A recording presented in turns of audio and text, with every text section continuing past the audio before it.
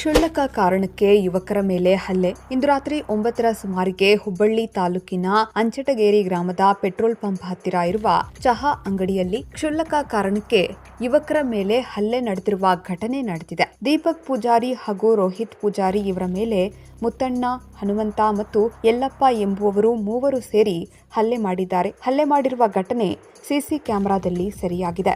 ಹಲ್ಲೆಗೆ ಒಳಗಾದ ದೀಪಕ್ ಮತ್ತು ರೋಹಿತ್ಗೆ ತೀವ್ರ ಪೆಟ್ಟು ಆಗಿದ್ದು ಸದ್ಯ ಕಿಮ್ಸ್ ಆಸ್ಪತ್ರೆಗೆ ದಾಖಲಿಸಿದ್ದು ಚಿಕಿತ್ಸೆ ಪಡೆಯುತ್ತಿದ್ದಾರೆ. ಈ ಘಟನೆ ಕಂಡು ಅಲ್ಲಿನ ಸಾರ್ವಜನಿಕರು ಆತಂಕಗೊಂಡಿದ್ದಾರೆ. ಸದ್ಯ ಪೊಲೀಸರು ತಪ್ಪಿತಸ್ಥರ ಮೇಲೆ ಯಾವ ಕ್ರಮ ಜರುಗಿಸುತ್ತಾರೋ ಎಂಬುದನ್ನು ಕಾದು ನೋಡಬೇಕಾಗಿದೆ.